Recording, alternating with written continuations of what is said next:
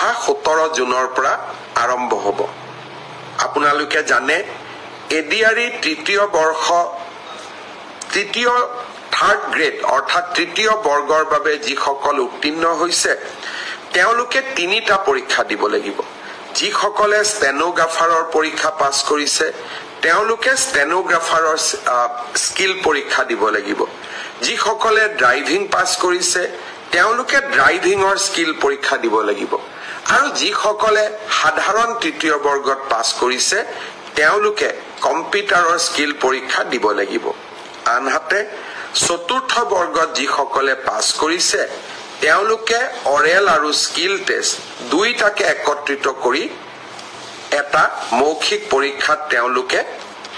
বহিবৰ প্ৰয়োজনীয়তা আছে আৰু আপোনালোকে সেই পৰীক্ষাত বহিব লাগিব মই আশা কৰো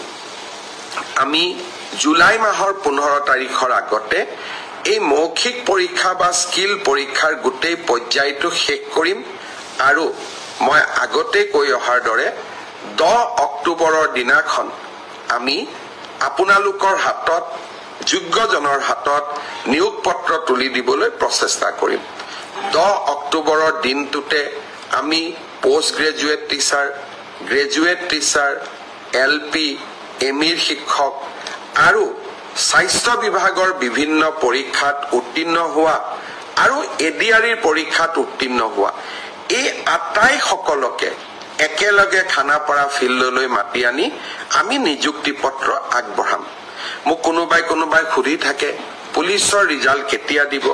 সকলো ৰিজাল্ট আমি এনেকে দিম যাতে আপোনালোকৰ হাতত আমি 10 অক্টোবৰৰ দিনাখন আমাৰ নিযুক্তি পত্ৰ আমি হাতত তুলি দিব পাৰো বহুতে মোক খুদিছে যে এডিআৰইৰ নতুন এডভাৰটাইজ কেতিয়া হ'ব পুলিচৰ নতুন এডভাৰটাইজ কেতিয়া হ'ব মই আশা কৰো অক্টোবৰ মাহত নিযুক্তি পত্ৰ দিয়াৰ পিছতেই আমি নৱেম্বৰ মাহত নিশ্চয় আকৌ চৰকাৰী চাকৰিৰ বিজ্ঞাপন দিবলৈ সক্ষম হ'ম শ্ৰদ্ধাৰ ৰাইজ অহাকালি দিনটো এটা গুৰুত্বপূৰ্ণ দিন চৰকাৰী বিভাগসমূহত স্বচ্ছতা ঘূৰাই অনাৰ ক্ষেত্ৰত দুৰ্নীতিৰ সৈতে যুঁজাৰ ক্ষেত্ৰত আৰু চৰকাৰী কৰ্মচাৰীসকলক সকাহ দিয়াৰ ক্ষেত্ৰত হদিয়াৰ পৰা ধুবুৰীলৈ আমি সকলোতে চৰকাৰী চাকৰিত যোগদান কৰিব লাগে পিছত ট্ৰান্সফাৰৰ কাৰণে আমি বিভিন্ন ধৰণে প্ৰচেষ্টা চলাও আৰু সেই প্ৰচেষ্টা চলাওতে বহুজনে ঘোষ আদিও দিব লাগে বুলি উপঢৌকন আদি দিব লাগে বুলিও আমি বিভিন্ন সময়ত শুনা পাওঁ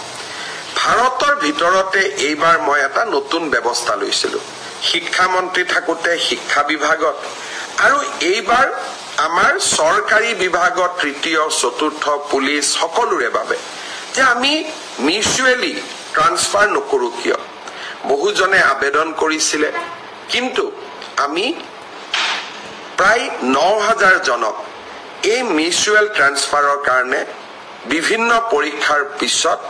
যোগ্য বুলি বিবেচিত কৰিলো অহাকালি সন্ধিয়া নহয় বিয়লি 4 বজাৰ পৰা 4:30 বজাৰ ভিতৰত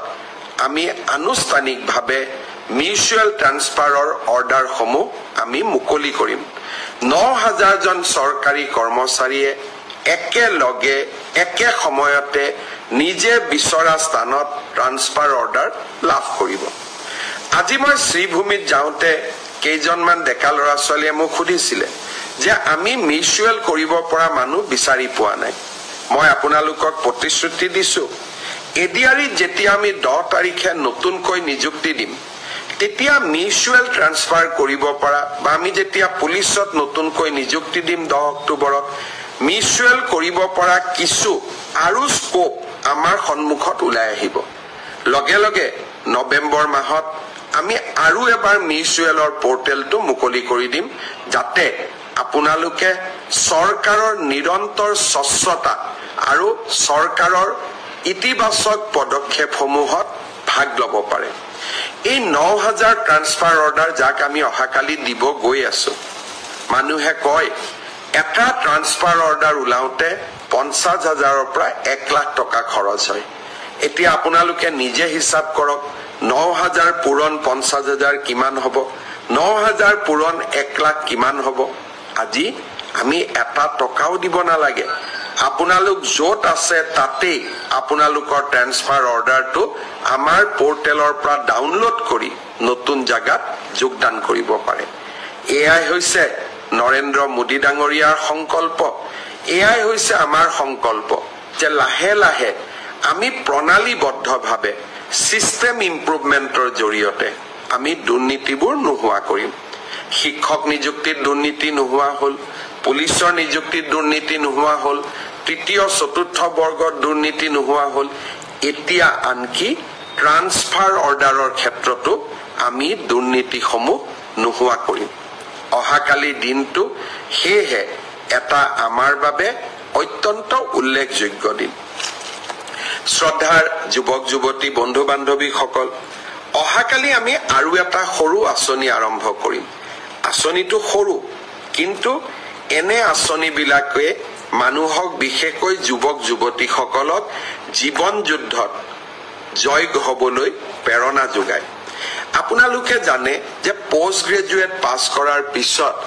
বহুত ল'ৰা ছোৱালীয়ে বিভিন্ন বিশ্ববিদ্যালয়ত গৱেষণা কৰে আৰু গৱেষণা কৰাটো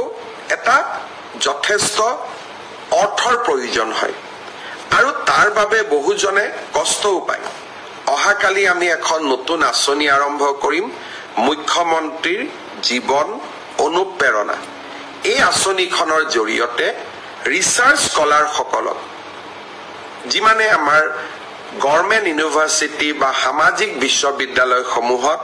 ৰিচাৰ্চ কৰি আছে তেওঁলোকক আমি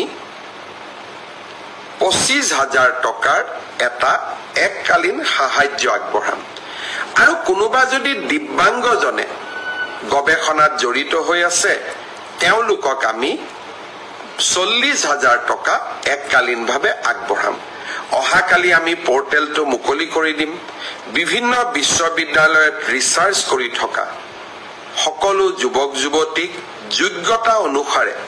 এই পোৰ্টেলত আবেদন কৰিবলৈ আহ্বান জনাম শ্ৰদ্ধাৰ ছাত্ৰ ছাত্ৰী বন্ধু বান্ধৱীসকল এইবাৰ নামভৰ্তিৰো চলি আছে কলেজবিলাকত মই কেইদিনমান আগতে অসমৰ কলেজৰ অধ্যক্ষসমূহৰ লগত এখন ভিডিঅ' কনফাৰেন্স কৰিছিলোঁ প্ৰতি বছৰে মই অভিযোগ পাওঁ যে আমি কোৱাৰ পিছতো নামভৰ্তিৰ সময়ত কোনোবা মহাবিদ্যালয়ে ছাত্ৰ ছাত্ৰীসকলৰ পৰা ফিজ ল'বলৈ চেষ্টা কৰে এইবাৰ সেয়েহে মই নিজে